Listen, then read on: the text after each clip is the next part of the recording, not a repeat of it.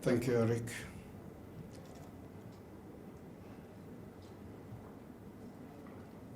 Let me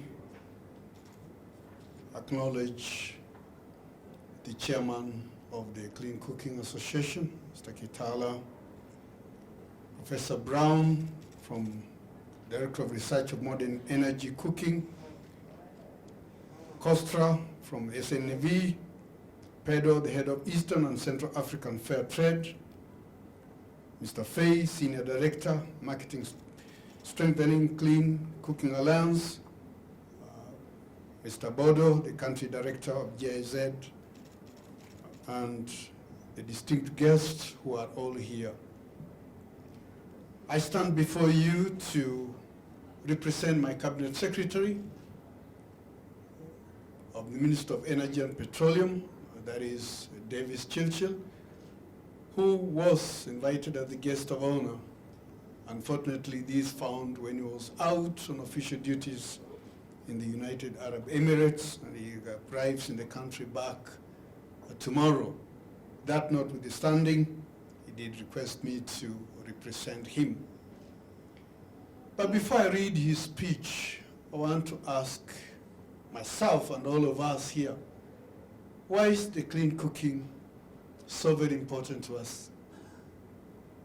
I think precisely in about 4 or 5 ways, I would say. One, the negative impact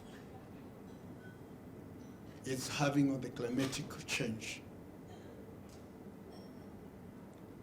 Desertification, particularly sub-Saharan Africa, is really coming up at a very high pace. The second thing is the kind of death that, or rather the loss of lives that come as a result of that. In this country alone, close to about 23,000 people lose their lives as a result of that. Globally, it's about 4 million. That's not a small figure. Even if it was one person dying, it is still a matter of concern. Secondly, thirdly, of course,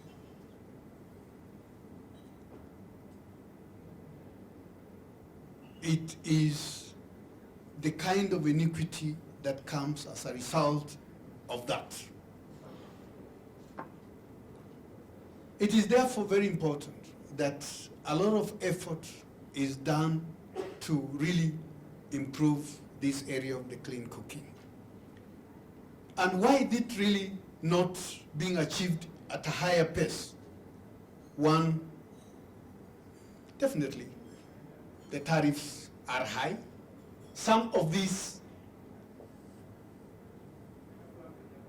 areas, of course, within the country, some communities are nomadic. We are still stuck on the traditions. Someone would say, it's not possible to cook githeri on probably gas. But there are still better ways of cooking githeri. You can actually soak it in the water so that after 24 hours of turf, it will have softened. But that, of course, is really not the issue. And then, of course, quite a number of areas in the country are underserved with a number of it. For example, if you want to look at the statistics of this country, close to about 8.5 million people are connected to power. But then most of them will not use that power because the tariffs are slightly a little bit higher. The other area is that the other places are in this, other people are connected to power. That, of course, if you are talking about solar in certain areas, there is that element of intermittency. So there are quite a number of things that are supposed to be done to improve that. And of course, lastly, what we are simply saying is, for us to achieve the 2028 deadline we've set for ourselves, which is close to about only 4-6 years from now, the government has to show leadership, county government have to show leadership, our development partners have also to come in a big way, and then there must also be good communication so that we demystify some of these things that are bordering traditions. And then we also target some of the areas which are underserved, and that's why Kostra is talking about the SNV, which is really targeting the 14 ASAL counties that, of course, are a little bit underserved. That is exactly. So this is something that must be given a holistic approach by all of us, but the government, the citizens, and the development partners, for us to achieve. I think a lot of stories goes into the COPs that goes on there. A lot, it's normally a very big gathering, very big gathering. But what do we get out of it? How do we follow it? What is the path through? Probably the promises which are made. Do we end up getting that kind of amount? So these are some of the things I really thought before I read what the Cabinet Secretary has sent me to do here. It is good for us to understand this in a very simple way, that there is need to do this, because at the end of the day, if that is not going to happen, then that threat we are fearing will actually bear with us. It's true, there are certain counties. If you went to Kilifi, for that matter, you realize that really those people worked on those trees in the best way possible until the land is bare. And nobody is actually doing their forestation right now. What about if it is replicated to the other counties? Then that would definitely become very dire. Without very much ado, distinguished guest, allow me to read the speech of the Cabinet Secretary.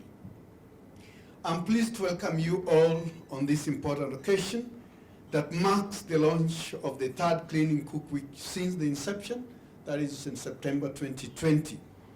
This year's Clean Cooking theme is transforming enabling environment to achieve universal access to clean cooking by 2028. Cooking is a fundamental aspect of human life, and it is of cultural and social significance to different communities. However, in developing countries like our country, it is mostly done by using biomass fuels, which are burned in traditional, inefficient cook stoves within poorly ventilated environments, thereby, of course, resulting into pollution, respiratory illness, heart problems, and even death. According to the World Health Organization, indoor health pollution remains the world's largest single environment health risk. It contributes to over 4 million deaths annually across the world, most of them being those from the low-income countries. According to the Minister of Health of this republic, 23 Kenyans die every year as a result of that. In Kenya, 59% of the households use traditional fireplace for cooking, while only 30% of households have access to clean cooking solution. That is quite something very significant that really must be addressed. Ladies and gentlemen, our ministry considers reliance on open fires and traditional cook stoves and fuels to be one of the most pressing health and environmental problems that calls for urgent action. It is in this reason that we have identified cooking as a national development priority by setting targets of the universal access to modern cooking energy services by 2028.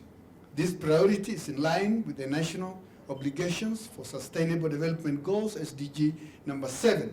It also aligns itself to other national commitments contained in the Sustainable Energy for All Action Agenda and nationally determined contributions.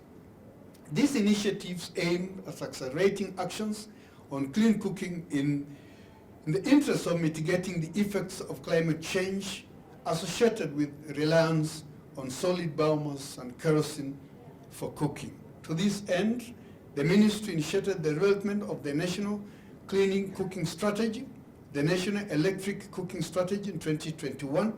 This is facilitated through the technical assistance from the Climatically Compatible Growth of the UK, Partnering for Accelerated Climate Transition, Modern Energy Cooking Services, GIZ, Energizing Development, and of course the franchise development. It was a response to facilitate the government request to the Energy Transition Council. The National Clean Cooking Strategy defines the roadmap for increasing access to improved traditional and clean cooking solutions.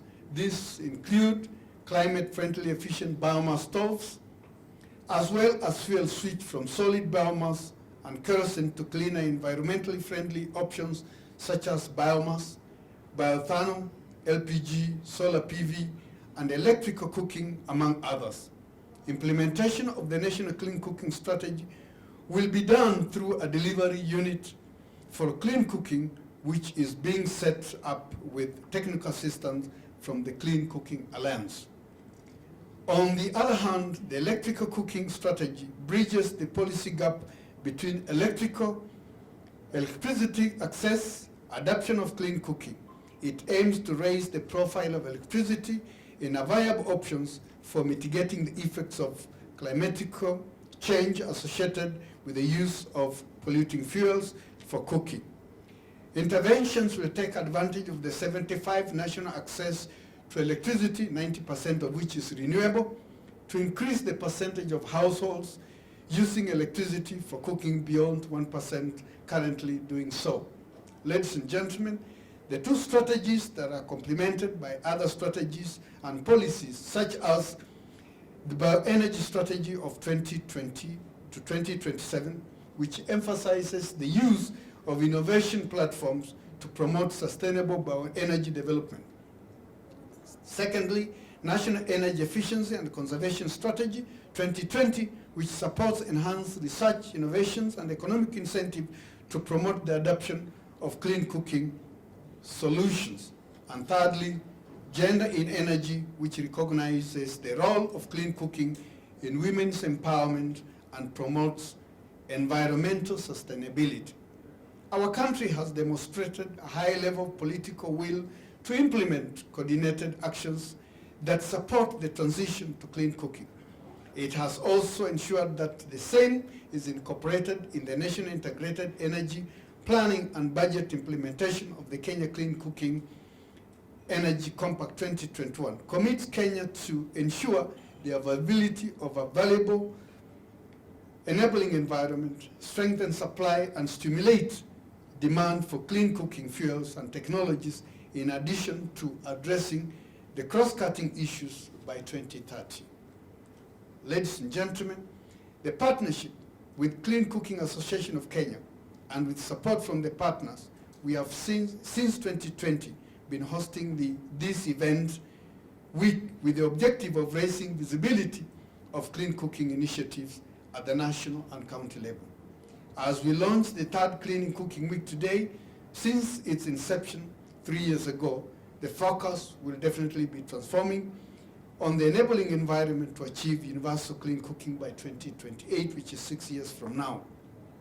Formal strategies for achieving this includes the National Clean Cooking Strategy and the electric cooking strategy. These strategies will be instrumental in addressing the existing challenges in the promotion of clean cooking, which include limited availability of cooking data, national and county levels, insufficient distribution of channels, limited affordability of higher-tier cleaning solutions, insufficient capacity of local manufacturers to deliver products that respond to our needs. In addition, we will address the inconsistencies in economic incentive that support the growth of the clean cooking sector. Some of these inconsistencies include taxation of clean cooking fuels and technologies. We shall also work towards improving the capacity for monitoring, reporting, and verification of intervention. Ladies and gentlemen, as the Clean Cooking Week commences, I have the pleasure of launching 2 items deemed crucial to the transformation of the cooking sector. Under the auspices of the GCF project, promotion of the friendly cooking in Kenya. The Clean Cooking Association of Kenya, in collaboration with the Minister of Energy and sector players, have developed unstructured supplementary service data, that's the USSD platform, that will be instrumental in linking promoters of clean cooking solutions, entrepreneurs, and end users, that is the household, seeking these solutions within the prescribed regions using the dubbed USSD code. The variety of the services to be accessed via this platform will be widened over time to include more varieties. The services can be accessed via all the mobile networks, that is of course Safaricom, Airtel, and of course Telecom. In addition, in a moment, I'll be launching the flagging off of the 3 tracks that will be used by the ministry in collaboration with other implementing partners in conducting national awareness and marketing campaigns for the cleaning, for the clean cooking. Ladies and gentlemen, to crown the start of the Clean Cooking Week, please, you join me this morning in joining the platform of that shows that technology can facilitate access to solutions to our energy access challenges. This platform leverages on models of mobile technology and bridges the gap in the last access to clean cooking solution by linking up the end users with the suppliers of the stoves. I think it was at this moment that we would want to launch that facility.